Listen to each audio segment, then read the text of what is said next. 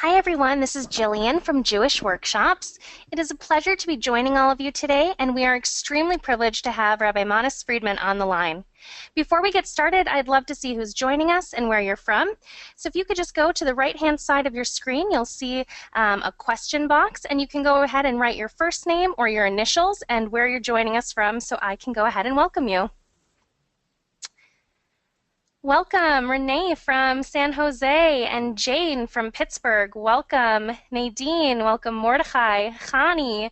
Oh my goodness. Okay, names are flying in right now. So let me see if I can get everyone. Welcome, Devorah from Israel and Libby from New Jersey. Welcome, MN from Israel and Miriam from Mexico. DS from Detroit. Welcome. Sarah from Passaic. Yaakov from Vegas, Esther from New York, welcome, Clara from Haradar, and Leah from Israel, and MS from Baltimore, Ben from Paris, welcome, G from Muncie, Daniel from Minneapolis, Chaya from Brooklyn, welcome, Shirley from Costa Rica, and Shlomo from New York. Welcome, Raphael from Paris, and Benjamin from New Jersey. Welcome, Gila, Howard from Boca Raton, and Cynthia from Arkansas. Welcome. Leslie from Harnof, DS and AS from New Jersey. Welcome.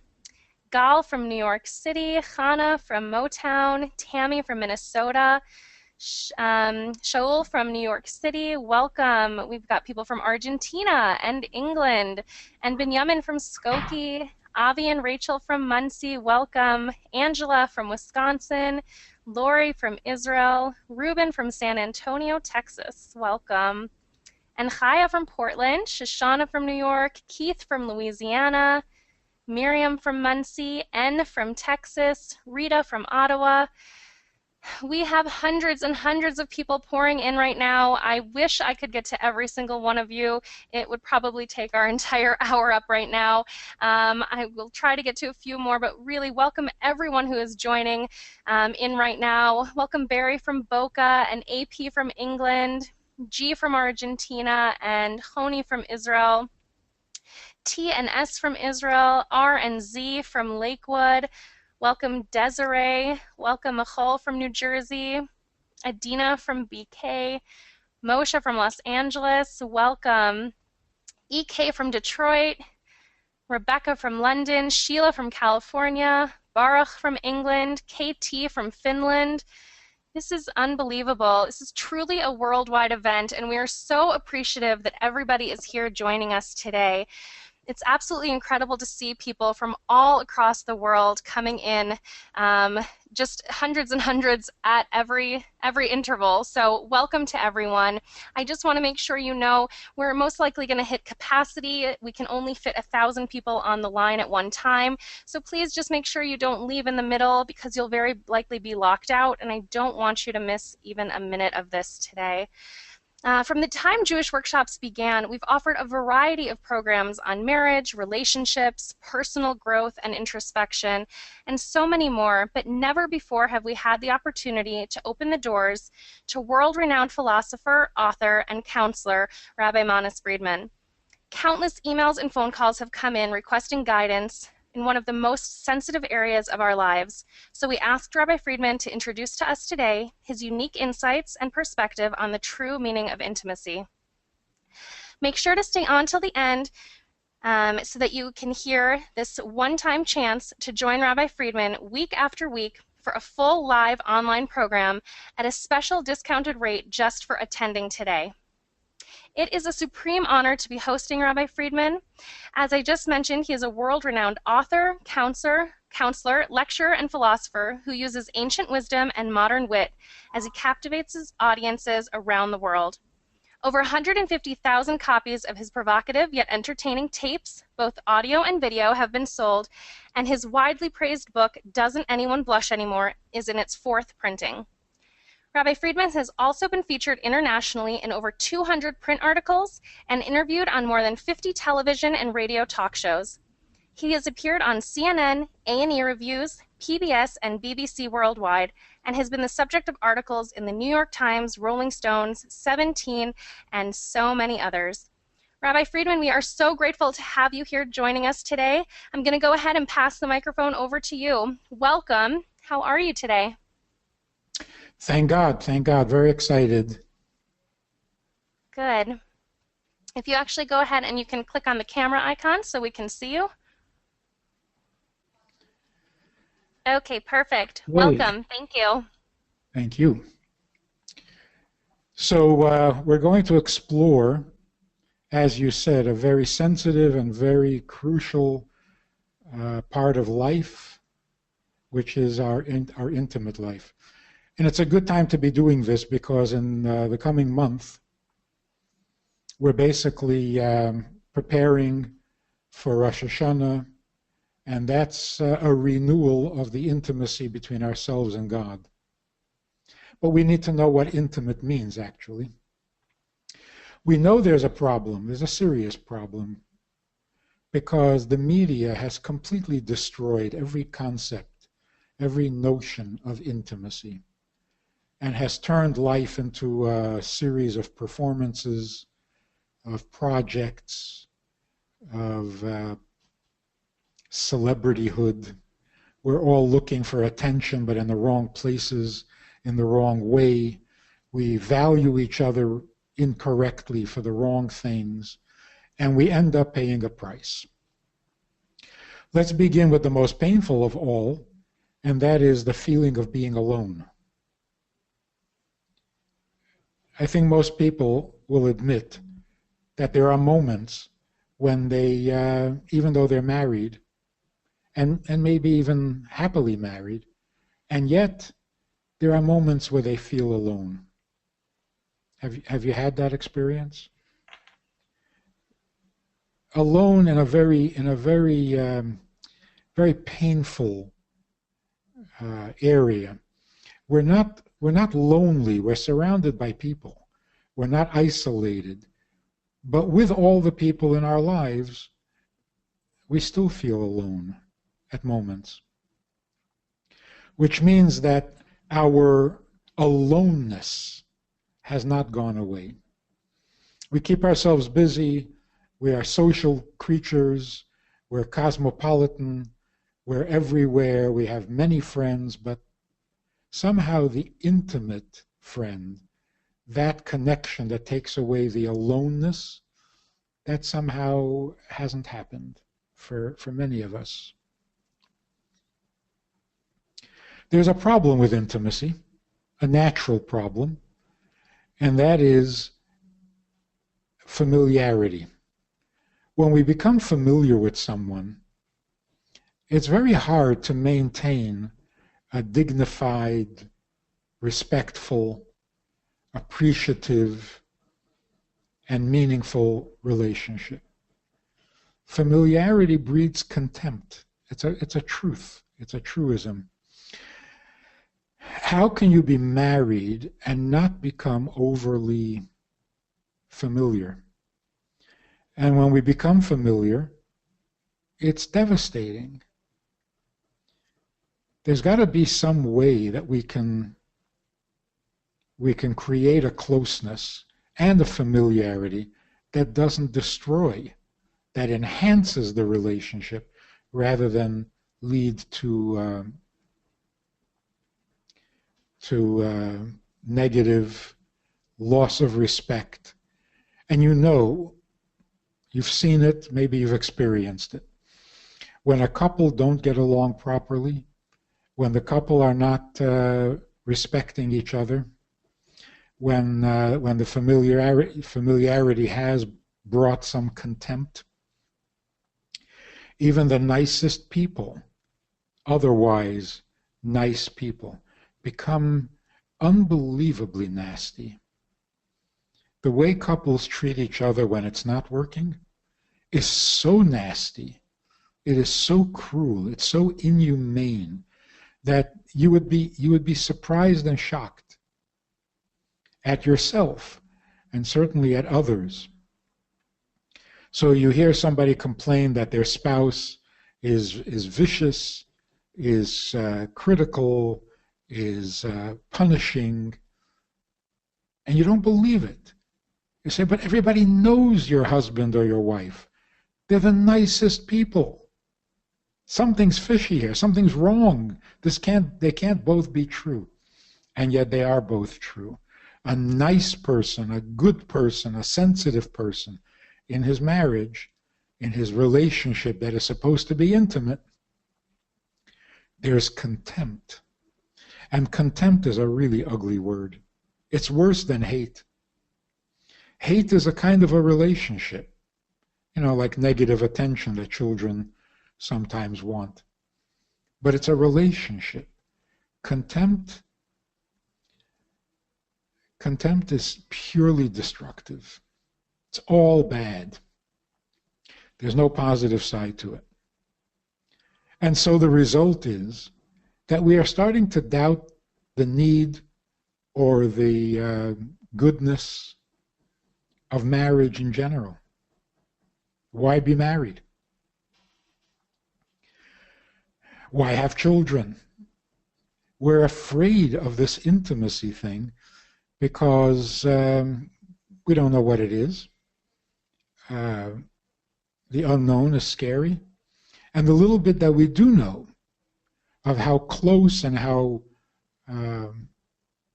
joined a couple become when they have an intimate relationship, somehow that closeness actually scares us. We wouldn't know how to handle it. We wouldn't know how to deal with it. And we see in our society that we are terrified of intimacy because of the language that we use.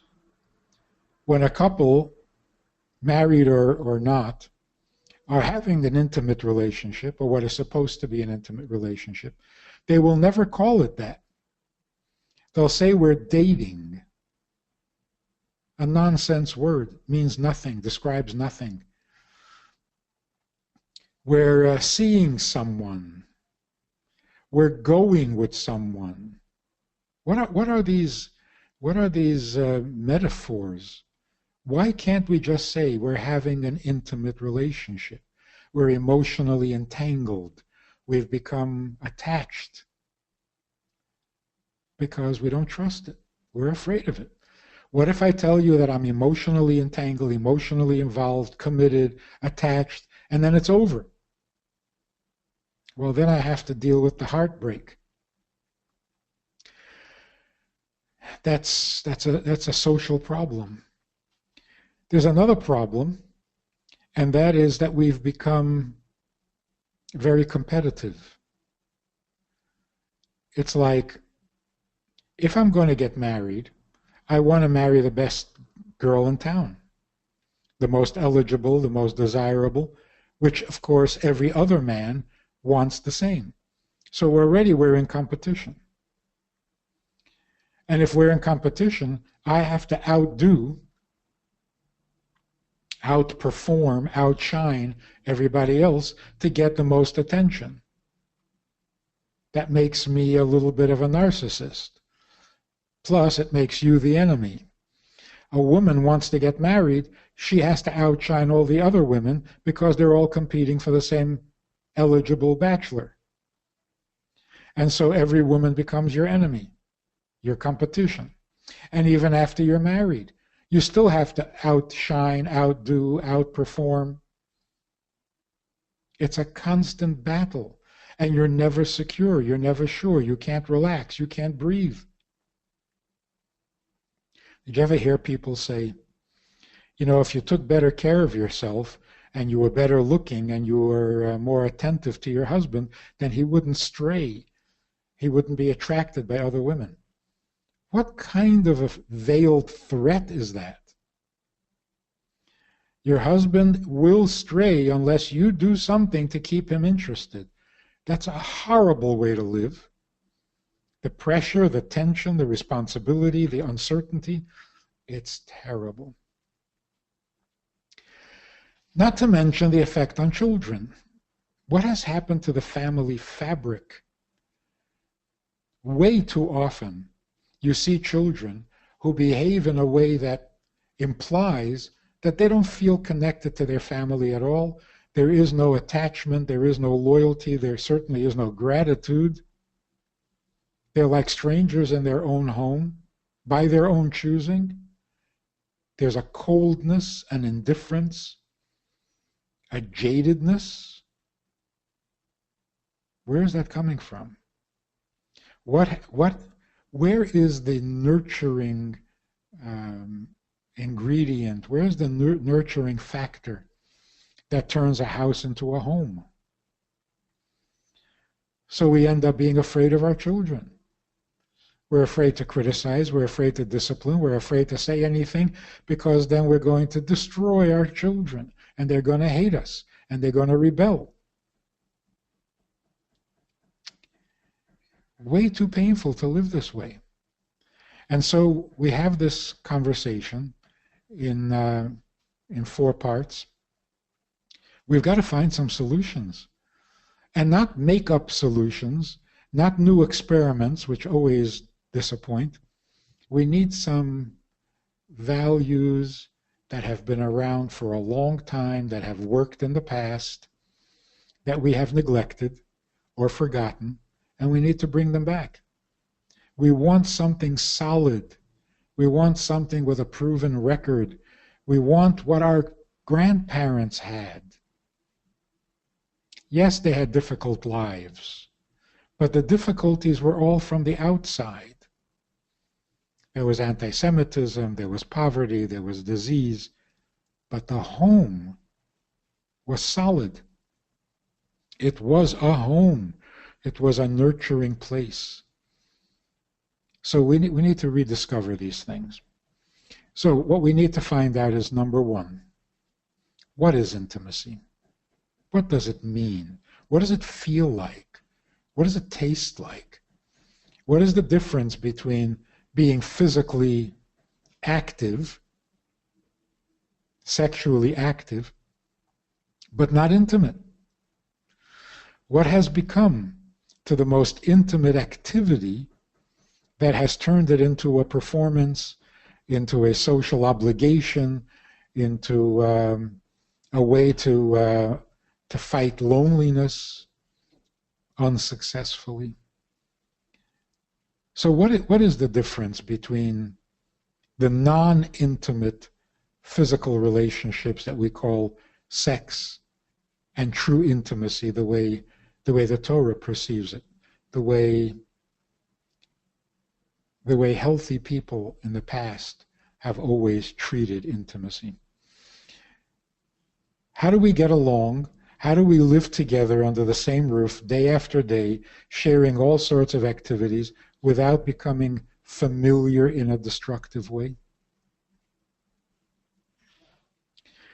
How do we create a nurturing environment that our children love to be home, never want to leave? How do we bring some dignity, some elegance to our relationships without becoming stiff and formal? There's brilliance here. There's great wisdom here. And like somebody once said, I don't need any advice on how to have sex. Thank you very much. I don't need the Torah, and I don't need the rules. I know I can handle it myself.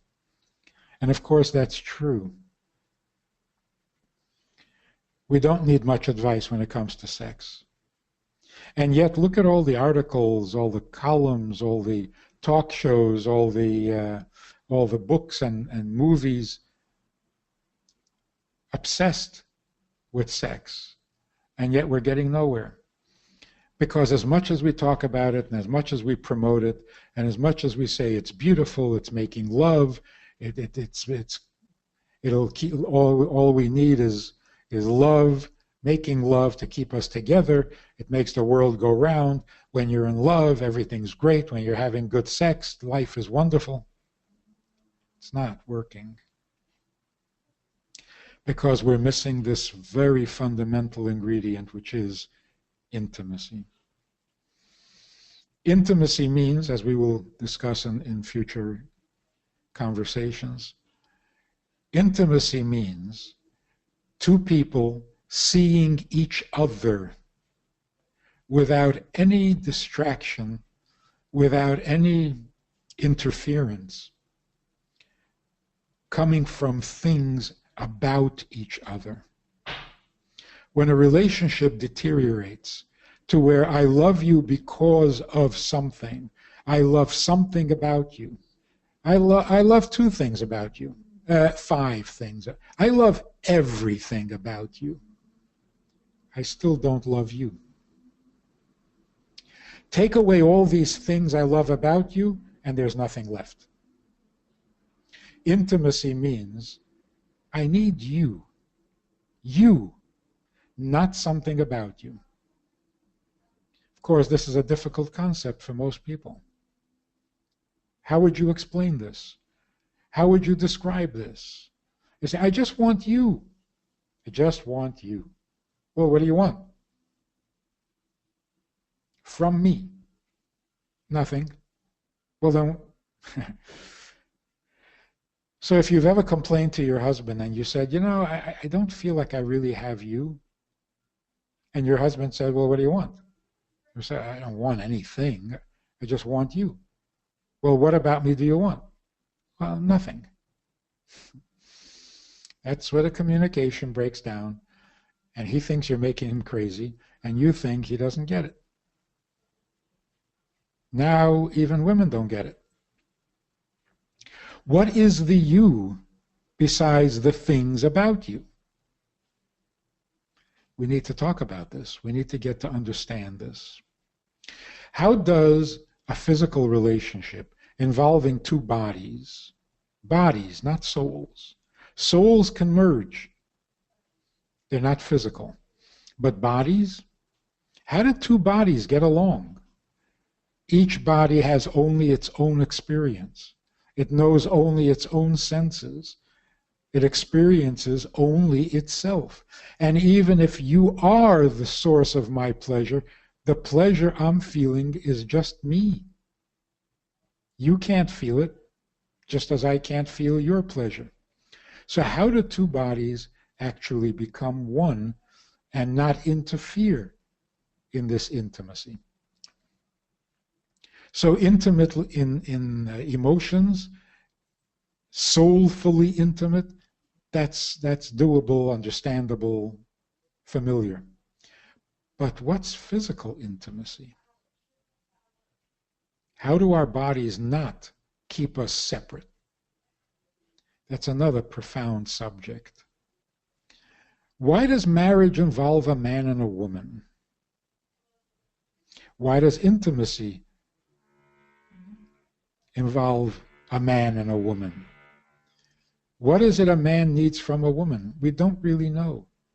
You would think such a simple question, such a basic, fundamental thing. What do you need a woman for? And sex is not a good answer. You don't need a woman for sex. There are other forms of sex. It doesn't have to be a woman, and it doesn't have to be a man. So what exactly is the attraction of male to female, female to male? In what way do we need each other? The only place we're going to get a good answer is from the Torah. So we will talk about that as well. How does that affect children? How does the intimacy between the parents, the relationship between the parents at the time of conception, how does that contribute to the welfare of a child that's going to be born? How does that affect his behavior? How does that affect his emotions? How does that affect his mind, his thinking, his personality? We're making the baby. What are we making the baby out of? If there's contempt, that's not a good ingredient. If there's distance, if there's indifference, if there's coldness between parents, if it's just a habit of being physical, of being together, if that's what produces a child, is that a good ingredient? So we've got a huge subject here, huge subject. And it's probably true that if the bedroom is healthy, the problems that exist in the rest of the house will probably solve themselves. When the bedroom is healthy, everything becomes healthier. And when the bedroom is not healthy, the marriage is not healthy. It's not just a detail.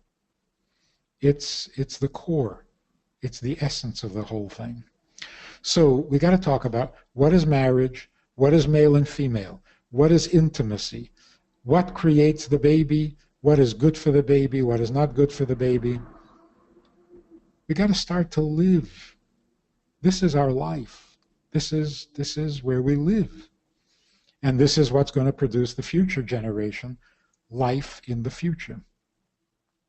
So you're very wise to be joining in this conversation. And once you understand it, once you get it, once you hear it, you've got to share it with everyone you know. Because in some degree, we all have this problem.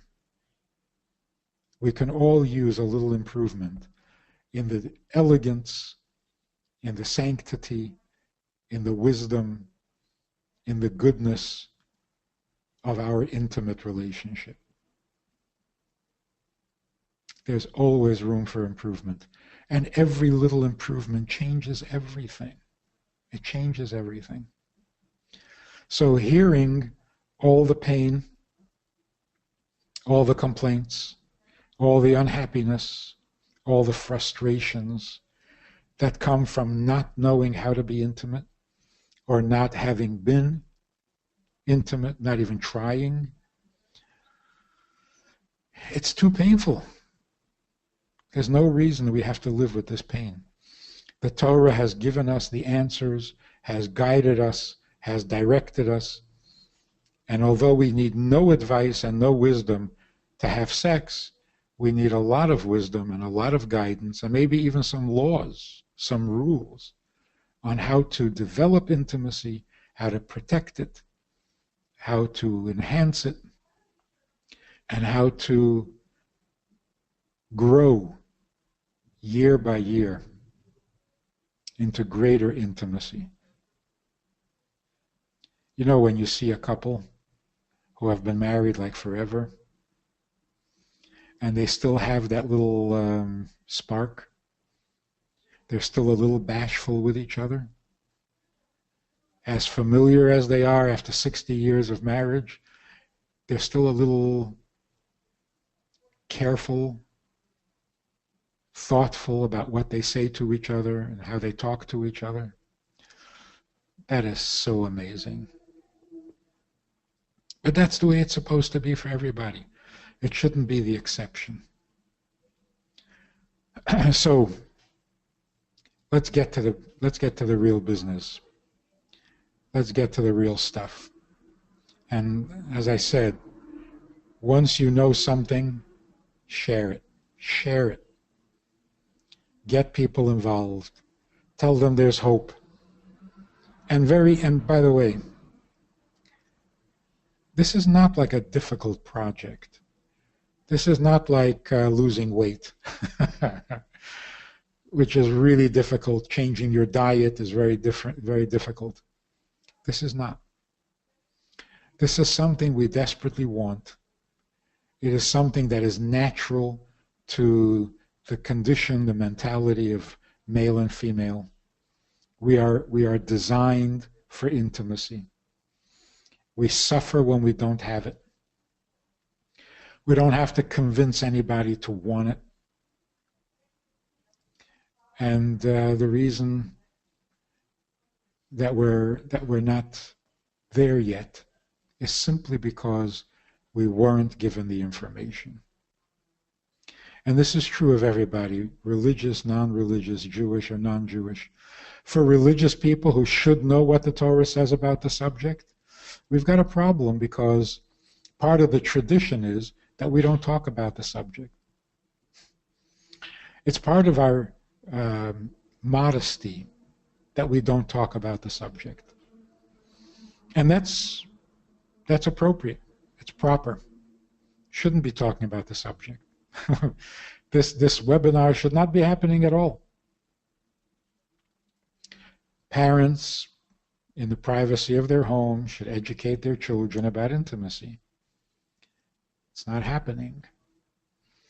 So it turns out that our hesitation, our reticence, and refusal to talk about the subject is not enhancing the modesty of our relationships, of our behavior.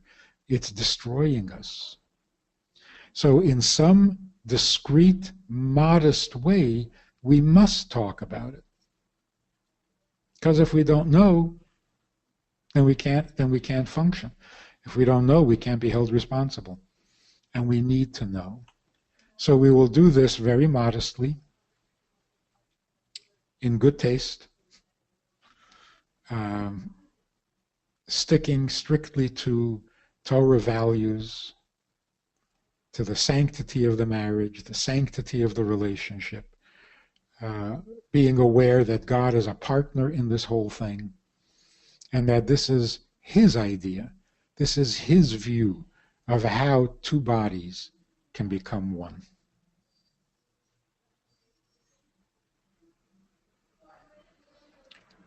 So do we need to break down the classes that are going to come? Do we need to Sure. We describe actually each? just have a question that just came in based on what you were talking about. So before we move on, I'd like to address. She said, "Rabbi, I'm aware that, and I've heard that if things are okay in the bedroom, the rest will work itself out. However, there are no problems in the bedroom, but I still feel that there's an emptiness and lack of intimacy within the relationship itself." I think once we explore this whole subject and get to a true understanding of intimacy, you will discover that it's missing in the bedroom too. You know, we assume that if two people walk into a bedroom and become physically active, that's intimacy. That should be intimacy. Unfortunately, it is very easy for the intimacy to disappear, and we're left just with physical acrobatics, which may be enjoyable, it may be good, but it's not intimacy. And that's where we need to really understand the difference. Of course, you know, we say there are certain parts of the body that are intimate. There are certain activities that are intimate. So if you're involved in those activities with your body, you're being intimate. On the contrary, the painful thing is you're using an intimate behavior. You're using intimate parts of your body, and you're not doing it intimately. So there's not only a lack of intimacy, there's also a frustration, because you expect intimacy. But you can't just expect it. You have to understand it, and you have to make it happen. So we really need to explore this, the meaning of intimacy. Can we just get a little sneak peek as to what that would be so that we have a better understanding as to where to even get started? Yeah. Let's talk about it in the negative first. What can get in the way of intimacy? Anything. Anything. Intimacy means two people having gotten past all things are connecting with each other, person to person. You do that by removing all things that come between you. With the best of intentions, a couple can be engaged in intimacy, and then some sound from the house, from another room, distracts them. The intimacy is gone. Something has now come between them. So any little distraction, any ulterior motive can ruin the intimacy. For example, the desire to show off, to perform, admirably, kills the intimacy. Because it's not about her, it's not about him, it's about it. So here's the key. Here's where we give ourselves away. A couple are intimate, or meant to be intimate, and afterwards, one asks the other, so how was it? How was it? That tells you that they were not focused on each other. Excuse me. There was an it in the room. It was only supposed to be them. No it. So, for example, the expression making love. You're making love. Love is an activity or an emotion. It's a something. If your objective is love, if you're trying to prove your love, express your love, show your love, make love, whatever that means, it's not intimacy. Intimacy means no thing, just you. Just you. And you are not a thing. And that's the difference between intimacy and pornography. Pornography is always about something, it's never about the person. It can be something about the person, but it's not the person. So I think the bumper sticker for this whole thing would be, nothing about your husband is more important than your husband. Makes for a nice slogan, but we need to understand what that means. So thank you so much. I think that really opened up a lot more for what people were looking for. And we actually did just get another question that asked about, and we're going to go ahead and start talking about the classes that are coming up. I'll get all of the details to everyone who's putting into the question box and they're asking already. But we just want to know, are we going to also be discussing how to create intimacy that is not just physical? And can we just touch on that for a minute before we move forward? we certainly will. But not just physical is not a correct sentiment. If you can be intimate physically, you've broken through the laws of nature, and you have transcended something that we wouldn't have thought was possible. If you can be intimate physically, that's nothing short of a miracle. Emotionally intimate, you can be emotionally intimate with other people even while you're married, and you should be. You should be emotionally intimate with your best friend. You should be emotionally intimate with your parents. You should be emotionally intimate with your mentor if you have one. But physically intimate is awesome. It really is above nature. It is this holiest, the most sacred thing that human beings can achieve and create without a mitzvah. Because if we do a mitzvah, that's holy. But what can a human being do that is holy? The only thing we know of is the intimacy that is physical. So when two bodies can become one, then we've become the miracle. So it's not just physical intimacy. Don't dismiss it. Just physical, that I understand. It's just sex, yes, that makes sense. Because it's pretty much meaningless. And by the way, we will talk about this. The difference, one of the differences between what is commonly called sex, which today I'm not even sure it's sex. I think we just play games. But even if it's really sex, it's not intimate. And the difference is sex diminishes people. After being sexual, you feel diminished. Whether it bothers you or not is a separate question. But there's a loss of self-respect to some degree, and there's a loss of respect for the person you're sexual with. It's inevitable. It's the nature of the act. It diminishes us. It takes us down a notch. Most people don't care. The pleasure of it makes up for the loss of respect or dignity or whatever. But it does cost you something. You're a little diminished. Intimacy is the exact opposite. Having achieved real intimacy between husband and wife, physical intimacy, you feel more innocent afterwards than you did before. They're worlds apart. So sex diminishes, intimacy brings you to a higher level of innocence. And that's the magic of marriage.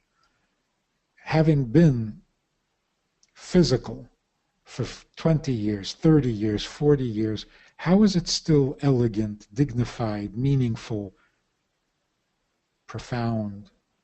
How has it not lost its magic? Intimacy never loses its magic. Sex becomes boring. They're very different. So yes, there are other forms of intimacy, and they're very important. But there's the unique intimacy of marriage that we really need to focus on. And do you need to be emotionally connected before you're physically intimate to create that higher power, so to speak? That's a tricky question. What exactly do we mean by emotional? You walk away from the chuppah, from the marriage ceremony. You are now fully married. How are you doing emotionally? Emotionally, you're going to grow. You're going to discover each other. The love hopefully will increase radically. What you think is love now, wait till you get to the real stuff. You will become dependent on each other. You'll turn to each other for support, comfort. A lot of emotions are going to grow and be added on. But you're already married. You will not be more married. You can't be more married than married. Is that an emotion? That feeling, we are now married. You call that an emotion, or is that a fact? It's a fact. We're married. Legally, by definition, in the eyes of God, we are now married. Is that an emotion? It actually is a very powerful emotion. I am now never going to be alone. That's a powerful emotion. So, does the marriage depend on emotions? Does the intimacy depend on emotions? Only one. All other emotions are going to interfere. Even love will interfere with intimacy. Because if love becomes your thing, then you are married to love, not to him, not to her. And we need to talk about that. The place of love in an intimate relationship. So of course, love is necessary, but it's not a definition of intimacy. Intimacy is beyond love. Just a quick example. In Fiddler on the Roof, Tevye asks Golda, "Do you love me?" And if you remember, what did Golda say? First she says, "Do I what?" As if she never heard the word and doesn't know what it means. Well, what is her answer? Her answer is, for 25 years I've washed your clothes, I've whatever, made your meals, I've shared your bed. Is that an answer? Does she really not know what love is? laundry and meals and service, and what is that? But the truth is that she's giving the only correct answer. She's much wiser, more mature than Tevye. She's saying, do you want to know whether you're getting my love, whether I'm giving you my love? For 25 years, I've given myself to you. Me, all of me. If that's not love, then what is? Very wise answer. So is intimacy, is marriage, is belonging to each other, becoming one, is that an emotion? It is an emotion of sorts, but it's so much more. It's so much more than any one emotion. You have me, which of course brings all of my emotions along. But if that's not love, then what is? So does intimacy depend on emotions? Intimacy is beyond emotions. I'm not looking for love. I'm not looking for comfort. I'm not looking for security. I'm not looking for your sense of humor. I'm not looking for your money. I'm not looking for your services. You have to be in my life. And in a moment of physical intimacy, that's all you experience. Each other. Does that sound a little mystical? Does that sound a little elusive? It's awesome. Thank you so much. Okay, I have so many questions coming in. We're going to get to as many questions as possible. I see probably the number one question, though, is to see how you can possibly continue on and join Rabbi Friedman for the rest of the course. So let me go ahead and just get to some of these details. You can go ahead then and start signing up, grabbing your spots, and securing your seat in the full course. And let me go ahead and let you know exactly what that entails. So the full course is going to include 4 master classes that are all going to be live and interactive, just like today's. So you'll be able to ask questions, you'll be able to speak with Rabbi Friedman through the question box and get your questions answered as he goes through week by week all of the different steps towards intimacy. So week 1 is going to cover the theory, remove the modern software and replace with the oldest and most reliable marriage operating system, plus get answers to these burning questions. So if I'm married to myself, how do I fit my husband or my wife into this marriage? What are the negative effects of the mashpia becoming the makabel? And I think Rabbi Friedman is going to go into that. We'll just ask him to briefly describe or help us understand what that is before we get started. And then how much of our marriage is focused on my needs and my wants. That's going to be followed by week 2, the practical steps to remove the tainted picture of secular and selfish influenced intimacy and replace with a Torah true relationship.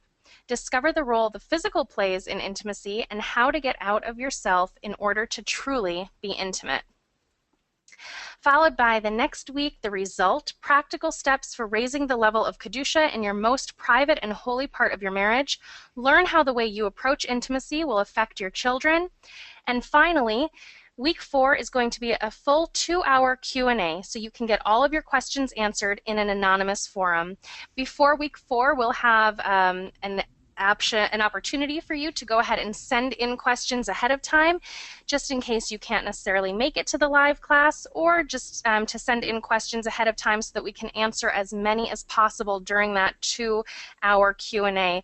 So as the weeks progress, you'll have a chance to get your questions answered, and then that final week, just to help wrap things up and make sure that you don't walk away with some of your personal questions not attended to, we have this special Q&A session for you. Each ongoing live class is going to be, like I said, interactive, allowing you to get your questions answered and still stay completely anonymous if you choose. They will all take place on Wednesdays at 2 p.m. Eastern, 9 p.m. Israel time, and our first class starts next week on Wednesday, August 31st.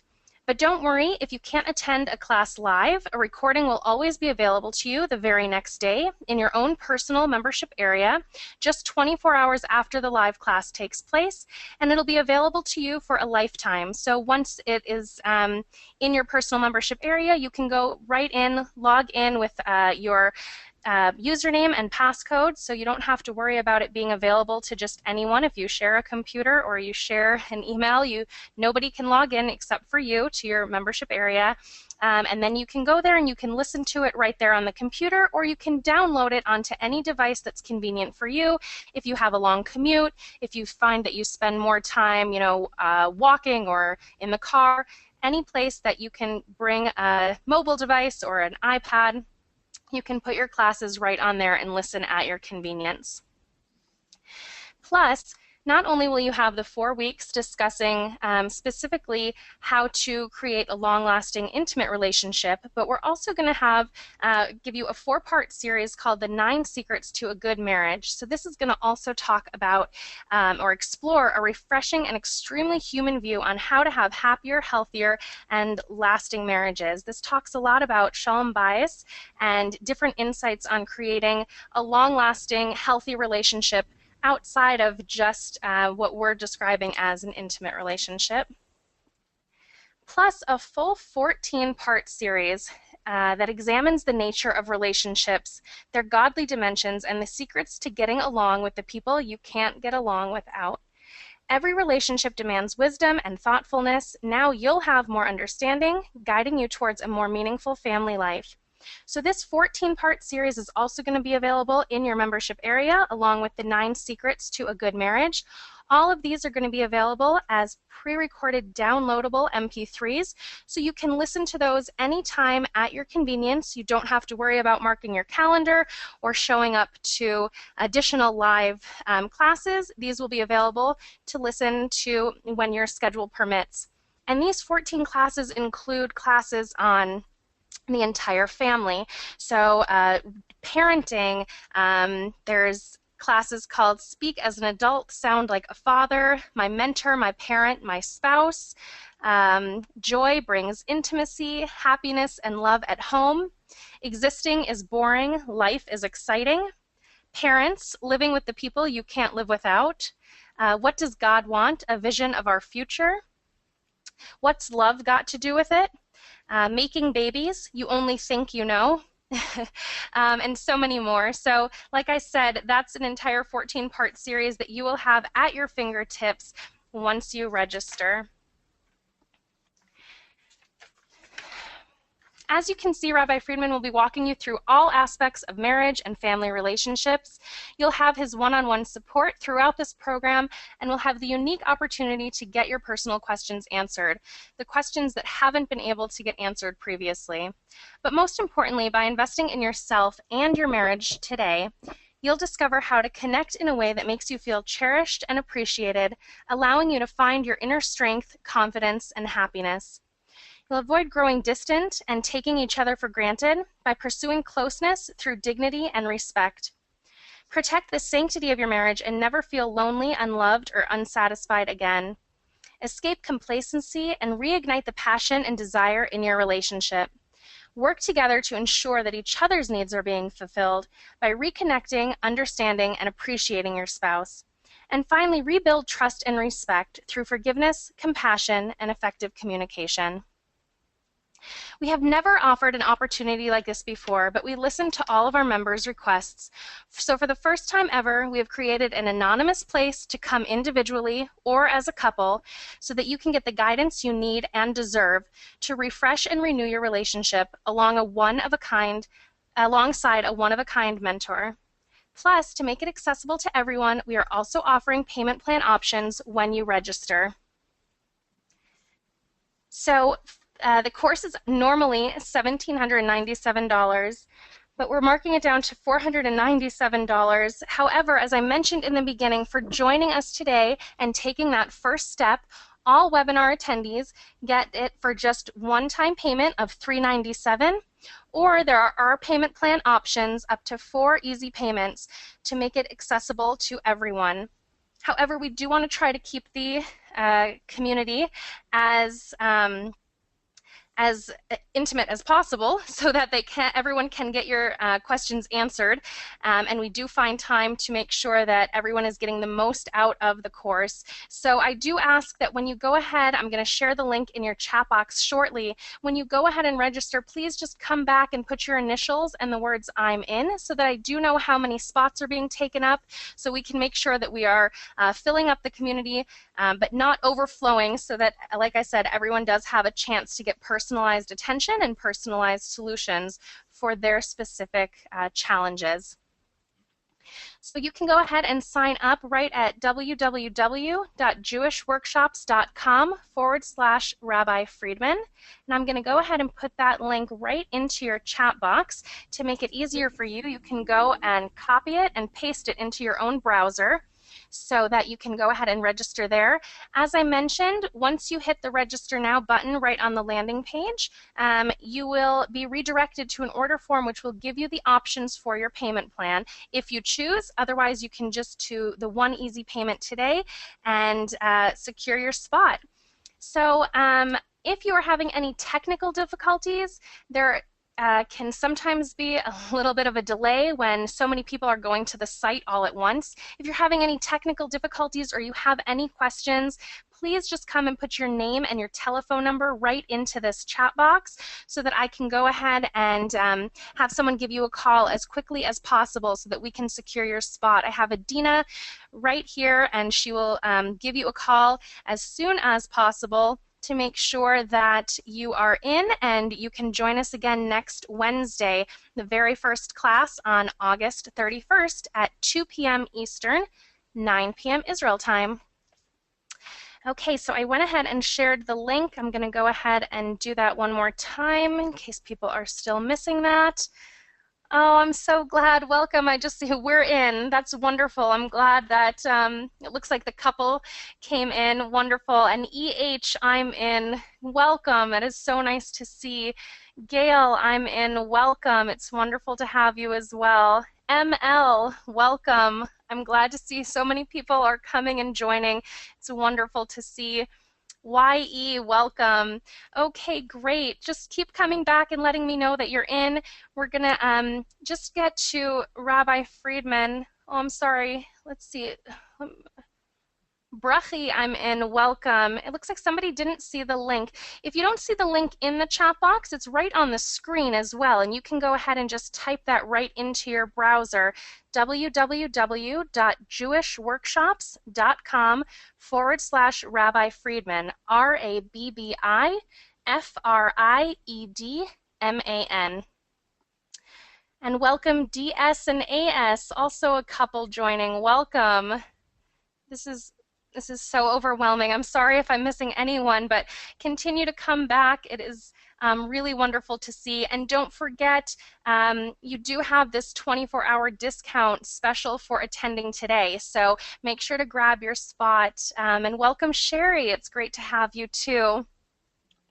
As people are continuing to sign up, you can go ahead, like I mentioned, you can go into another browser on your computer, register, and make sure that you secure your spot, but you can still listen to the webinar because we're going to have Rabbi Friedman just go into a little bit of a sneak peek into what this upcoming class is going to be about.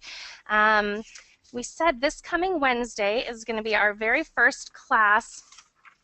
And we're talking about, Rabbi Friedman, the negative effects of the mashpia becoming the makabel. And I don't think that we really touched upon that a lot in today's introduction. I know that I've listened to some of your past classes, so I have an idea of what you're talking about. For anyone who might not understand that, can we just talk a little bit about what the meaning is? Who is the mashpia? Who is the makabel? Just, like I said, a little sneak peek so that we know what's coming up. I'm glad you mentioned people who have listened, who have heard these concepts before, but every time we talk about it, something new comes up. And there's, like any profound subject, there's no end. It gets deeper and better every time we talk about it, think about it, and discuss it. One of the things we need to understand in order to get to intimacy is the unique way in which men and women achieve intimacy, because men and women are different from each other. So there's a masculine way and there's a feminine way. And when the man is a man and the woman is a woman, intimacy happens naturally. But what is a man and what is a woman? There's another subject we've gotten very confused about. Because the secular world wants to convince us that there is really no difference. And that biology is not destiny, as they were saying back in the 60s. So we need to understand what is the masculine mentality and what is the feminine mentality. And I mentioned it a little bit without using the Hebrew words, makabel and mashpia. In marriage, there is no give and take, because there can be no take. Between two human beings, there is no taking. That's called kidnapping. It's called a crime. You don't take a person. You either give or you receive. There's no taking. Giving is the masculine psyche, and receiving is the feminine psyche. When there is something the woman is willing to receive and the man is willing to give, then you have a possibility for intimacy. When the giving is wholehearted and the receiving is unconditional, you have intimacy. So we need to describe what is the male mentality and what is the female mentality, what is good about them, what is the weakness within them, so that we know where we stand and we know what we're supposed to be doing. That itself is worth the entire course. So even if we wouldn't talk about intimacy, just to get to know what a man is and what a woman is, not according to the secular wisdom, but according to Torah wisdom, that itself is worth the entire course. Thank you so much. There was one other thing I think in that first class. Oh no, that was I think that was the biggest question. Okay, great. So before we get to some of the questions coming in right now, I do want to answer some specific questions. I had a person ask to see what the bonuses included again, so let me just go back quickly to that and get your question answered so that you can go ahead and secure your spot. And before I do, I'm going to explain that in just a minute, but I do want to welcome C is in, LS, and RB. Welcome. I saw that you had just put your names in right when we started answering that last question, so I didn't want to miss in welcoming you. We're really glad to have you as part of the community. And then I did see also Linda was asking for the link one more time. So I'm going to put that again into your chat box. It might come up on your screen as question box. It should be on the control panel of the GoToWebinar right on the side of your screen. And we did have just a request from someone who's listening in on their phone. If you're listening in on your phone, then you can actually just go ahead and either leave your name and telephone number. We'd be happy to give you a call. Or it looks like this person was asking if we could send the link right to their email address. We'd be happy to do that as well. As soon as the workshop is over, you can go check your emails and sign up that way. So just leave us your telephone number or your email address, and you can go ahead and secure your spot. And welcome, Sebastian is in. Great. And Pazia, welcome. Wonderful to see you. CR, welcome. I'm so glad to have you as well.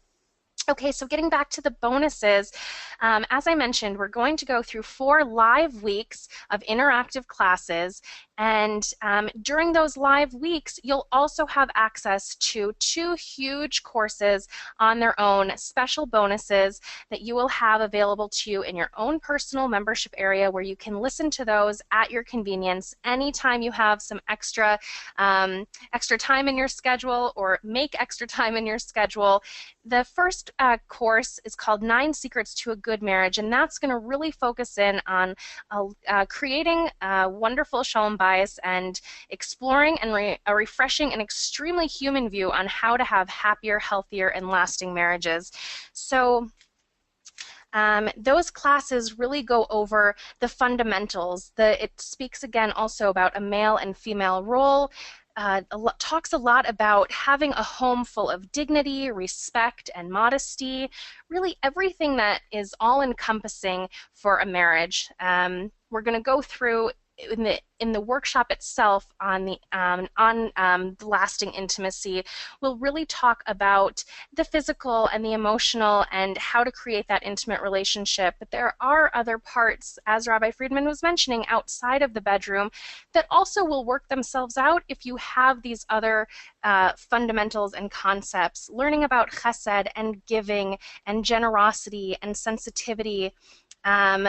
One of those, the classes also include consideration and communication. I listened to these 9 secrets, and I can tell you that it was so different. Just the perspective was really unique, and I felt like I was opened up to concepts that obviously I think all of us have heard before, but Rabbi Friedman's approach and the way that he's able to present these concepts is really eye-opening. So I know that you'll enjoy that. And then there's a 14-part series on getting to like the people you love. I love that title too. The secrets to getting along with the people you can't get along without. So we'll really delve into different types of relationships, parent-child relationships, adult parents and children dealing with each other, or adult children and parents, mentors.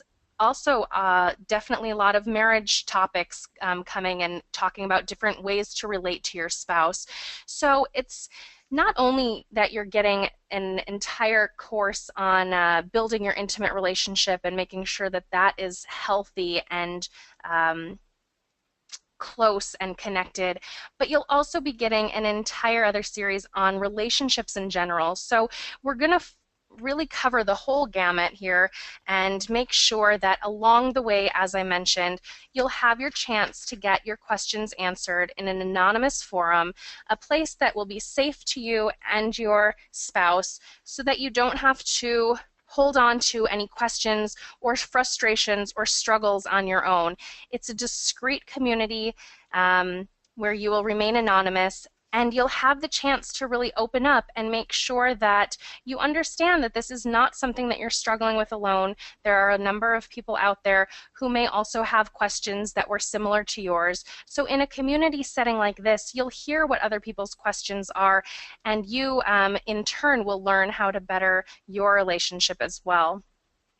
So let me just get back here. As I mentioned, today only for the next 24 hours, you do have the special webinar attendee rate of just $397, and there are payment plan options available. Let me actually just let me show you quickly here.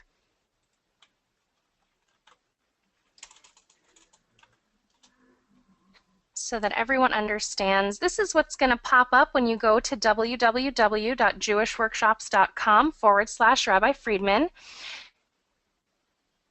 You'll see everything that you're going to get, everything that's included in the course, plus that special webinar attendee fee. When you hit on the Register Now button, that takes you right to the order form. All you need to do is fill out your contact details, and right here you should see payment plan options. You can go ahead for that one single payment, pay it all off right now, or you can choose 2, 3, or 4 payments. The total due is going to obviously still stay the same, but you'll see if you click on 3 payments, it'll show you today you're only paying $132. And then next month you'll pay $132, and the month after. It's one payment each month. It'll give you your payment schedule. You can take all of this information down for yourself, but you'll see that all of the options there are available so that everyone can participate if they choose to. Okay, let me go ahead and get back to questions that are coming in. I want to make sure that we don't miss any.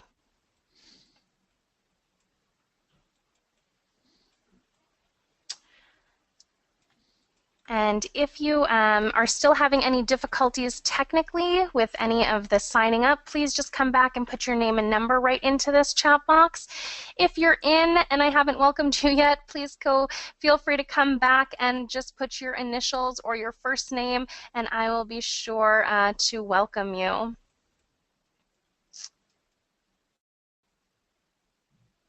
Sorry, I'm just trying to get to the questions that were coming in earlier. Okay, Rabbi Friedman, we did have a few questions come in. There were actually several questions all on the same note. The couple, the husband and wife, are on two different spiritual and religious levels. One spouse is a little bit more religious, one is a little bit less, and they feel that that connection is lacking, and then in turn really affecting their intimate relationship. What can a couple in that situation do? Yes, that's something we're going to need to talk about. Obviously, this is a cooperative effort. This is a couple growing, not individuals growing. And so you do not move off unilaterally and start a new project or change your lifestyle or make demands. You've got to grow together. And of course, growing together is usually instigated by one party, but the objective is to get both parties to grow. So if you're inspired and you want to upgrade your intimacy, you've got to do it with cooperation. You got to do it together slowly, and let it take its natural course. Every improvement brings another improvement. Once you start climbing up the ladder, your direction has changed and it'll continue going upwards. And it's also important to know that even if you haven't been pursuing intimacy properly, and you've gotten into bad habits of just plain sexual behavior, it is amazing how quickly that gets fixed. Because intimacy really is intimate. You're not making it up, and you're not creating it. You're simply tapping into it. So it's been there all along, waiting to be experienced. So even after 20 years of not being intimate, it takes only a few weeks of getting into the habit of intimacy, because it has its own power. It's like, how long does it take to go back to being natural after not being natural for many years? Not being natural takes a lot of effort. Going back to being natural, you have natural gravity on your side. It draws you. It works for you. So don't be discouraged. It's never too late. And it's not a long uphill battle if you're both working together. Getting the other to cooperate, that might be a battle. Then you got to use your wisdom. And if one of the couple, not both, choose to participate, are we going to talk about throughout the course ways that you can help bring your spouse along with you for the journey, how you can kind of initiate or help them understand through what we're learning here on the webinars? I'm assuming and I'm hoping that the intuitive wisdom of it, in other words, if you really understand it and it really makes sense to you, it's so much easier to bring other people along. If it's dogmatic, if it's simply, this is the way it's supposed to be, these are the rules, we're going to follow rules, you're going to get a lot of resistance. But if what you're saying is appealing and makes sense intuitively, it feels right, it sounds true, it's much easier to bring people along.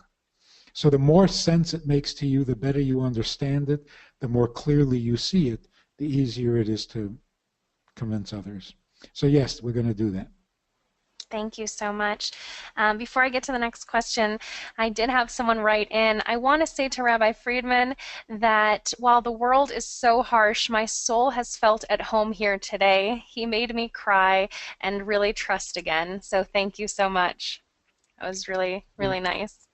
You see, Um, there's the intuitive appreciation. We haven't really explained much, and yet already intuitively we know that there's something here and we want it. Absolutely. In answer to this question, each of the classes is going to be 1 full hour every single week, and then the last class for the Q&A is going to be 2 full hours, and that will just be you and Rabbi Friedman interacting together. Unfortunately, I won't be there. Well, I might tune in to listen, but there won't be a back and forth between Rabbi Friedman and I. It'll be a back and forth between Rabbi Friedman and the audience. So questions will be able to come in, and you'll be able to listen to the full-hour class there. The first class is this Wednesday, August 31st at 2 p.m. Eastern Standard Time, which means New York time, East Coast in America time. That's 9 p.m. in Israel, and then several other time zones as it trickles down. But if you can't make it to a live class, please don't worry. Just remember there is always going to be a recording available to you the very next day, and that recording is yours for a lifetime. So you can listen to it at your convenience, you can download it and have it for when you're available and you have the time to listen. Okay, we're going to get to some more questions here. I do want to remind everyone, if you've signed up and you've grabbed your spot, just come back and let me know so that I can welcome you. And if you're having any difficulties registering, before we close up the webinar tonight, I want to make sure that we have your name and telephone number so that somebody can get back to you and we make sure that we reserve your spot. Rabbi Friedman, we did have several questions that also came in ahead of time. And again, thank you so much to everyone who participated. We had 3,000 people sign up for today's webinar. Hundreds of people shared their biggest challenges and their questions and continue to share their questions here. So again, thank you so much. We had several people asking about being married for 30, 40, 50 years, thank God.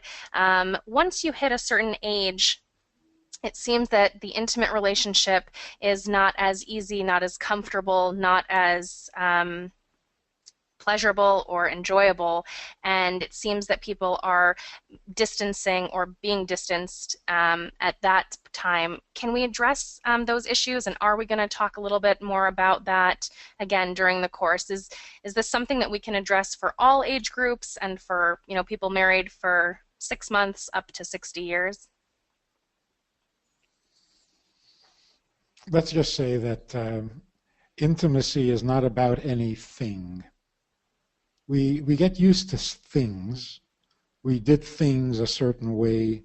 We used to do certain things, and now there are things that we don't do because we're older, we're tired. So the things change, but the person doesn't change, and the intimacy becomes deeper, naturally speaking. As we get wiser and more mature, we do become more intimate, because you outgrow the many things that distract you when you're younger. In fact, our grandparents, our great-grandparents back in the old home, in the old country, they had so little. There were so few things in their life. They had each other. And so for them, it was so much easier to get past all things and just connect to each other and appreciate having each other. Life today is much more confusing. There are so many things that vie for our attention, so many things that get in the way. Sexual performance has become a disaster, distraction. Love has become a distraction. If I don't love you anymore, then what do I need you for? Now, how's that for a put down? I don't need you, I need love. That's a terrible misunderstanding of what a relationship really should be. So we have so many wrong concepts. We have so many things in our lives that we get very attached to, and they so easily get in the way. And we end up being married to those things and not to the person you're married to. But as you get older, those things, hopefully, as our wisdom grows, things fall aside. We don't need so many things. We're not so easily impressed with things. We get more fun. Let me tell you this really interesting survey, briefly. They did a survey about 1,000 people, and they asked, if you knew that you had only 1 year to live, what would you do? And people responded. Most of them said they would travel, they would go see places and do things and so on. Then, without having warned them, they asked them a second question. If you had only a month left to live, what would you do? People answered, and they noticed that it was basically a shorter version of the original answer. Obviously, you can't see as many places in a month as you can in a year, so they basically cut down the travel, the experiences, and they picked the ones that they felt were more necessary or interesting and so on. Then they surprised them again and said, if you had 1 week, what would you do? And what's interesting is the answer to that question was completely different. It had no resemblance to the earlier answers. All of a sudden, travel was not interesting, not necessary. They didn't want to go anywhere. They just wanted to make sure that the people in their lives knew that they loved them. Completely different. So with wisdom, things fall away. What's really important becomes obvious. So with age, we become more intimate, not less. And the intimacy is more about each other and less about things that they used to do or they were able to do and now they can't do. So let it happen. Don't fight it. Don't try to stay young by persisting in the same activities or in the same things. Age gracefully. It's a good thing. Thank you so much. I just wanted to read this. MF said, thank you so much, Rabbi Friedman. Today has been my lucky day. I'm so glad that I was able to join in on this webinar. It's already starting to change my perspective. So thank you for sharing that. That's wonderful to hear. As we get ready to go ahead and close up in the next 10 minutes or so, I will continue to get to as many questions as possible. I also urge you to, if you have any questions or need technical help signing up and registering, of the ability to see your contact details. So please leave your name and your telephone number right in your question box. We will be happy to give you a call, or if you'd like an email, we'd be happy to give you an email with the link, the direct link for you to sign up. But I just want to make sure we don't miss anybody or you lose the opportunity to get your spot and the special discounted rate from attending today, because you are here and we want to go ahead and give you that special rate. Rabbi Friedman, we had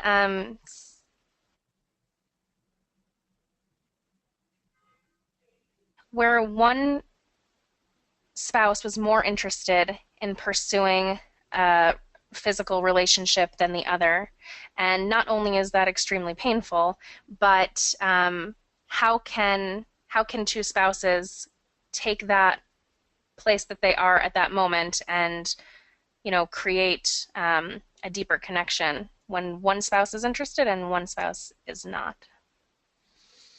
Well, one of the benefits, maybe incidental, one of the benefits of understanding and appreciating what real intimacy is that the physical activity, the physical relationship between husband and wife can become burdensome. We can lose interest. We can lose confidence and therefore try to avoid physical relationships. Intimacy doesn't have those problems. You don't lose confidence. It doesn't get boring, and you certainly don't use it as a weapon. So it could be that if we simply switch from thinking of sexual activity to intimacy, that could solve the problem right there. What I'm saying is, I can imagine a man not being interested in sex anymore, but intimacy is always welcome and always pleasant. So that itself could solve the problem. The problem could be physical, the problem could be emotional, and that would mean you have to go to a professional, you have to get some medical help. But the main thing is, you never step away from the relationship, from the marriage, because one partner has a problem that you don't share. Marriage means you share everything, not just your space in the house, and not just your income. You share everything. So if your spouse is having a problem, don't step away and say, well, I'm fine. The problem is not mine. Stay related. Stay in the relationship. Don't get turned off. Don't get defensive about it. Work together. Be supportive. And if there's a need for medical intervention, then fine, find it. Like any other medical problem. But don't let this become an estrangement. Don't take it as a personal rejection. And certainly don't ever use it as a form of rejection or punishing. So hang in there. Try the intimacy switch. And if that doesn't work, then it's a medical issue. Great, thank you so much.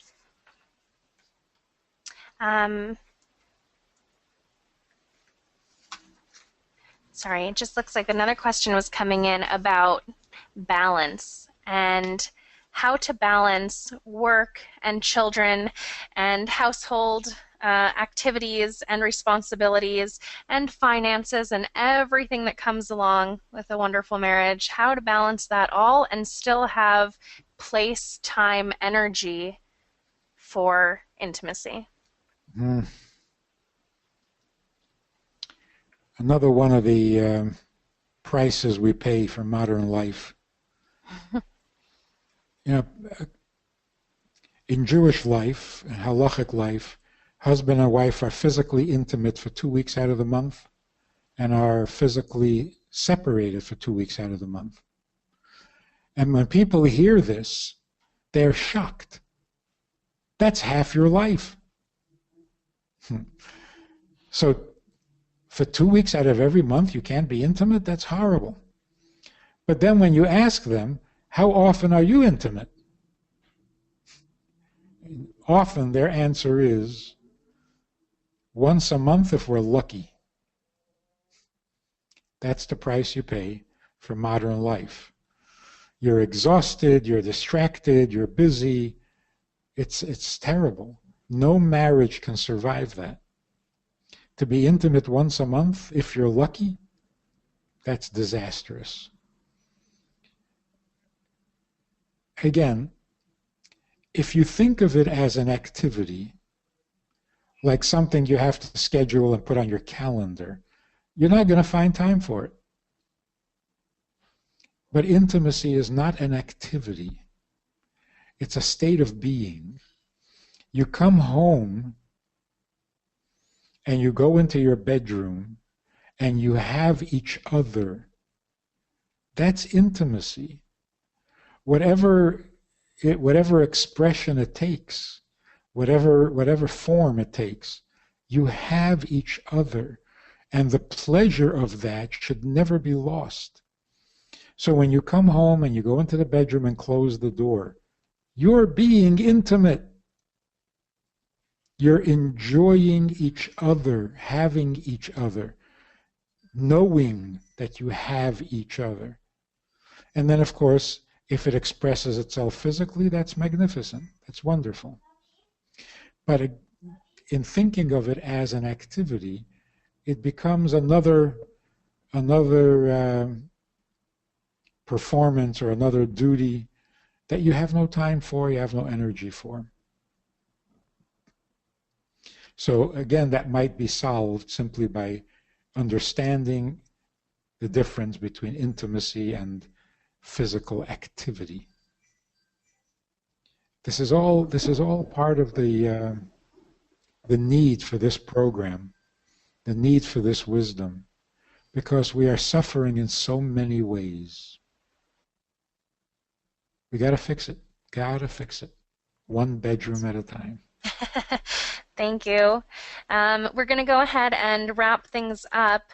I do see some more people to welcome, so thank you so much, LC, FG, CY, and PM. Thank you. Welcome. We're glad to have you aboard. If there's anyone else who's just registered or secured their spot, please come back and let me know if I missed you. I'd love to be able to welcome you. Oh, AM, welcome. Wonderful. Okay, We're now at PM and AM. as we go ahead and get ready to close up here, if you have any other questions, please feel I do want to remind you that the first class starts this coming Wednesday, not tomorrow, but a week from tomorrow, Wednesday, August 31st at 2 p.m. Eastern Time in America and 9 p.m. in Israel. It will also be recorded for your convenience, and you can listen to that and download it at any time that you find convenient for you. Welcome RS and MS. That's wonderful to have another couple on board.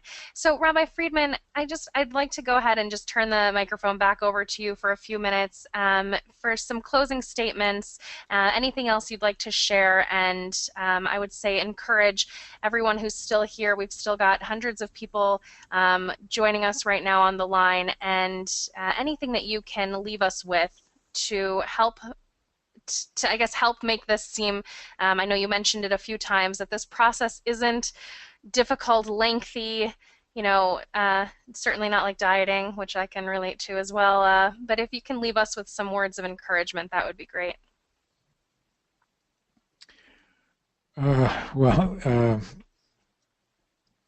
We're going through an election year. We also have the Olympics, and we have the closing of the sports seasons. What is it so exciting, at least to men, to have their team win? You root for your team. Or in the Olympics, you root for your country. Or in politics, you vote for your party. Your party, my team. It's not your team. You happen to live in that city or in that state. It's not your team. Very likely you've never even seen any of the players on your team. And yet you feel this this association, this loyalty, this connection to my team, my home team, my country, my political party. When you see people very passionate about these things, they're looking for intimacy. They need to belong. They need to be part of something bigger than themselves, beyond themselves. It really should happen at home. Your spouse is your spouse, my wife, my husband. That's not possessive. It doesn't mean you belong to me. It means I am not me without you. And the same with our children. My child my son, my daughter. It's not a possessive my. It means you are my identity. I'm not me without you. How do we get to that? How do we have that kind of connection, that kind of relationship, permanent, secure, reliable, dependable, where you don't ever have to think about it, where there is no possibility that your spouse is going to be distracted by someone else because you don't live up to expectations, because you don't have the things that we expect from people. How do we get past things in a society that is constantly bombarding us with the message? You need this and you need that and you have to have, and this is to die for, and this you deserve, and this you must buy, and this you must. How do we get past all that? How do we get back to being human and connecting to the human in our spouse? We're so desperate for it. And it's so sad to not have it when it is so easily available. And the Torah devotes a lot of attention to this subject, knowing that it is so easy to get distracted. So let's get on the bandwagon here. Let's get to where we really are more than ourselves, bigger than ourselves, and are becoming one more and more, united with the one person who is essential to our being, to who we are, our soulmate. Another thing we need to talk about. You see, you're not competing for a man if you're looking to get married, and you're not competing for a woman. There's one man who is meant to be your husband. Nobody else is going to marry him. He's your husband. And there's one woman that is meant to be your wife, and nobody else is running after them. It's your wife. You're going to marry her, nobody else. So don't feel like you're in competition. Don't feel like everybody else is your enemy or your competitor. Find your soulmate and become one. That's the name of the game. Thank you so much, Rabbi Friedman, for being here with us today. And thank you, everyone, for joining in from all over the world, wherever you tuned in from. We appreciate that you spent your time here with us today. Rabbi Friedman, we really appreciate your time, your insights, your perspective, your wisdom is unmet by anyone. So thank you so much. We have so many thank yous pouring in here. Thank you, Rabbi Friedman. Truly appreciate your time and wisdom on the subject. Thank you so much. It was really touching. You definitely opened up my eyes. Thank you. Toda Rabba. So for everyone here today, I appreciate you being here with us. Thank you. As I mentioned, for the next 24 hours, you will have your chance to get the discounted rate of $397, but I would definitely recommend getting on it quicker rather than later, sooner rather than later. I don't want all the spots to be taken up. And again, there are payment plan options available, as I showed you right there on the order form once you click on the register now. I'm going to leave the webinar open. We're going to go ahead and just, be on mute. You won't hear anything. There won't be any more talking, but I'll leave it open for just another 3 minutes or so in case you do need to get your name and telephone number in here for us to follow up with you if you still have questions or don't understand something. If you need help registering, please go ahead and do that now. Go right into your question box and leave your name and phone number, and we will get back to you as quickly as possible. Thank you so much, Rabbi Friedman.